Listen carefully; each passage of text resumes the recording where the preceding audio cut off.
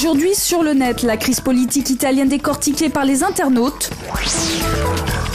Chaos en Chine à la veille du Nouvel An, les cyber-reporters témoignent en ligne. Et les brèves du jour.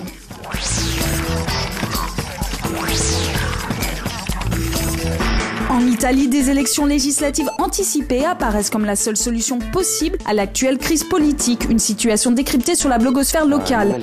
Dans son vidéoblog, ce politologue italien regrette cette décision qui ne répond pas selon lui au problème de fond qui est l'instabilité politique. Même son cloche chez ce blogueur, il estime qu'une réforme de la loi électorale est indispensable mais quasi impossible.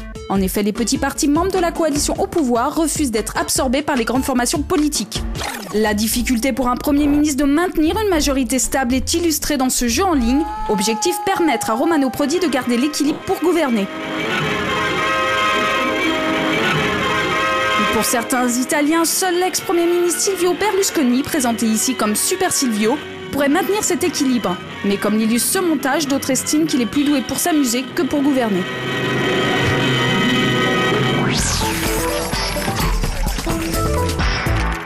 En Chine, à la veille du Nouvel An, les blogueurs et journalistes citoyens du pays couvrent sans relâche les dégâts occasionnés par les chutes de neige records sur place. Des centaines de vidéos des dommages et des drames causés par les tempêtes à répétition ont circulé sur les sites d'échange vidéo chinois. Ici, un document amateur tourné après un accident mortel d'autobus causé par le verglas. Ce blogueur espagnol installé en Chine met en ligne ses vidéos de la foule bloquée en gare de Guangzhou à cause des intempéries. Des millions de Chinois ont vu leur train annulé plusieurs jours durant alors qu'ils s'apprêtaient à rejoindre leur famille pour le Nouvel An. Les caprices du temps n'ont pas pour autant freiné l'inspiration des internautes en vue des célébrations de l'année du rat. Ici, une jeune chinoise enseigne comment dire bonne année et ses étudiants les rituels traditionnels.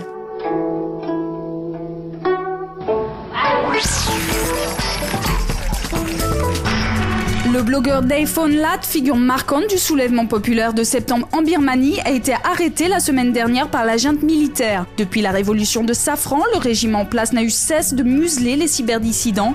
Les armes utilisées sont multiples, surveillance accrue des cybercafés ou encore suppression de l'accès aux plateformes de blog.